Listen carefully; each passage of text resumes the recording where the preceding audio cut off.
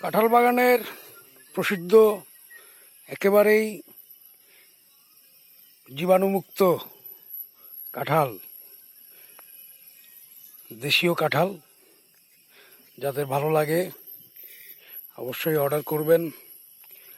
Subscribe করুন চ্যানেলকে, like দিন, কমেন্টসও করুন।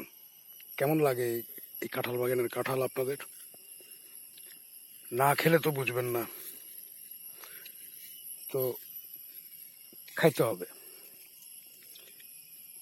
খাইলেই প্রশান্তি আসবে, জীবনের শরীরে অনেক কিছু প্রসিদ্ধ হবে।